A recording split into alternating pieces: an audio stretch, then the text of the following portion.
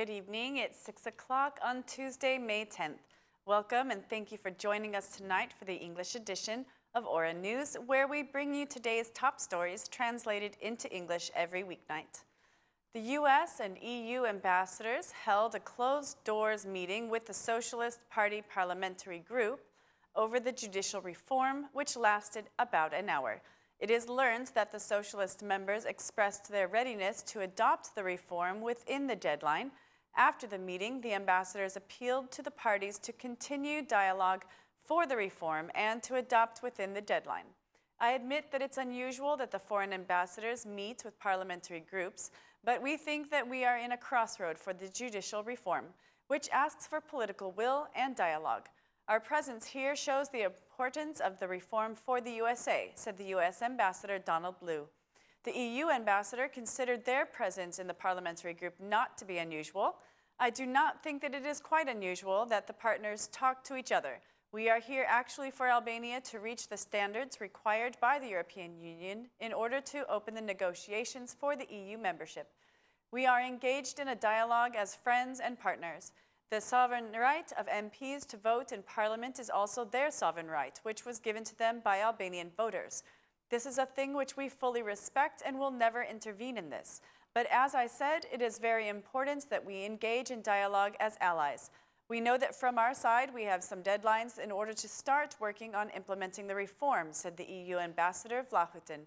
Meanwhile, the Prime Minister reiterated the Socialist Party's commitment for justice reform. If it was up to us, the justice reform would have been adopted already. The ambassadors are here because this is a historic reform which is in the interest of both Albania and the EU. The reform cannot be conditioned by anything.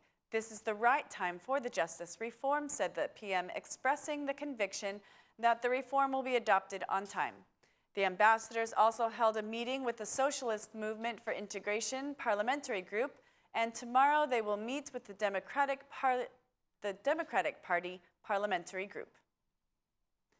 The Ad Hoc Commission on Justice Reform started today. Discussion of the justice reform draft, article by article, has the majority and the opposition MPs debating over Article 3 of the draft prepared by the international experts. The draft changes Article 6.1 of the current Constitution, which the opposition members claim violates the decriminalization law. Article 6.1 of the Constitution stipulates that officials with verified circumstances proven to violate their integrity will be eternally prohibited from being elected in a public post. Article 3 of the experts draft allows a public official to be elected or to be appointed even if they have committed a crime. The article only limits the amount of time before allowing the official to be elected again. This opposition considers the provision to be unacceptable, arguing that it violates the decriminalization law. The members of the commission voted on the article, 5 members of the majority voted in favor of the law, and members of the opposition voted against the law. The article was adopted with the vote of the chairman of the Ad Hoc Commission, who has a double vote. In order to avoid a possible stalemate from the opposition stance, the foreign experts withdrew their proposal for Article 3, leaving the current constitution as it is, eternally excluding any public official with a criminal past. The vice chairman of the Ad Hoc Commission, the Democrat MP Edward Halimi, accused the majority of trying to change the decriminalization law.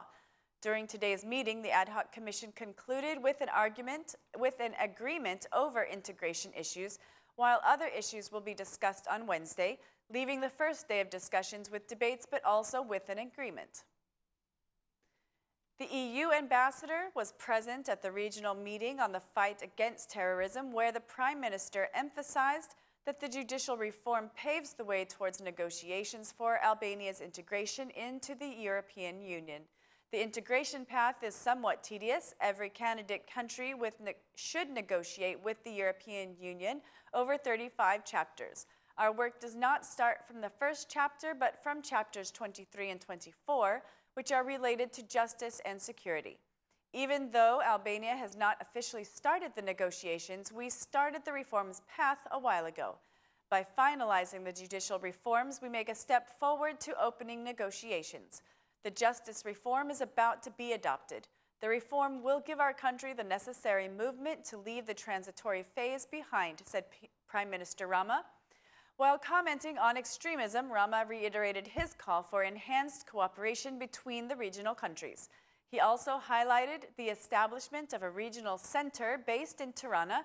The Prime Minister considers this to be a way to prevent and fight corruption. The Regional Center Against Terrorism in Albania would be a long-term investment with multiple benefits, said the Prime Minister. He spoke with representatives from around the region about several government projects, including religion in schools, emphasizing that the religion in schools would be a good investment against extremism and violence.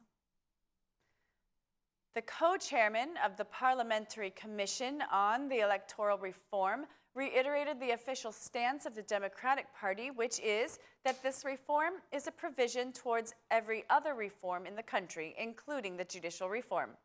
The Democratic Party proposes that the electoral reform be made at the same time as the judicial reform.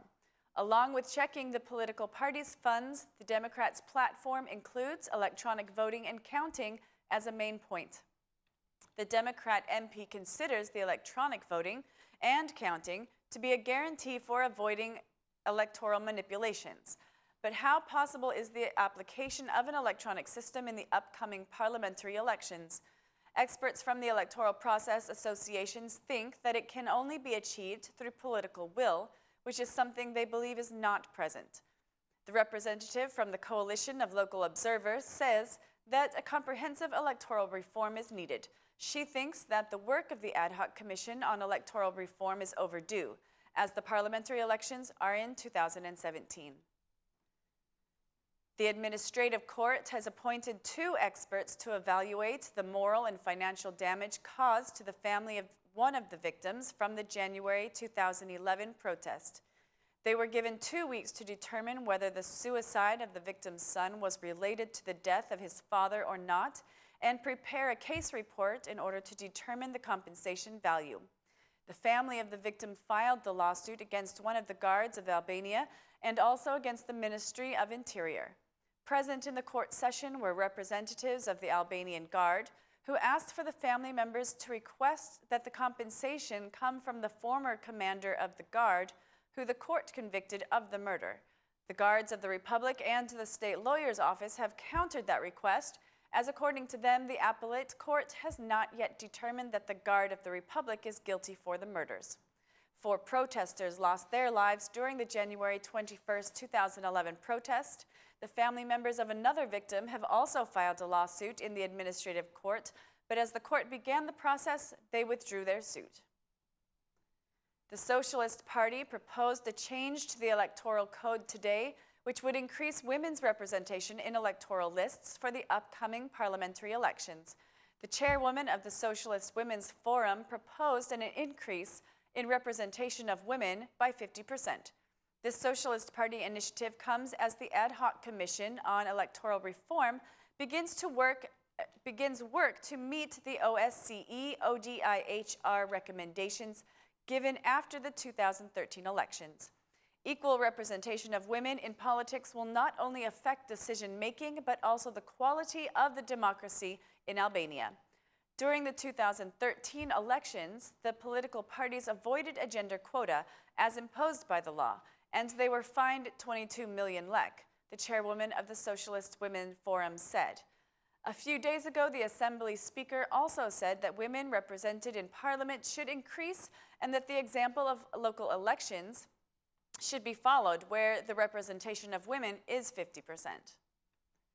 That's all for our English edition this evening. Please join us again Monday through Saturday at 6 p.m. for your local news in English.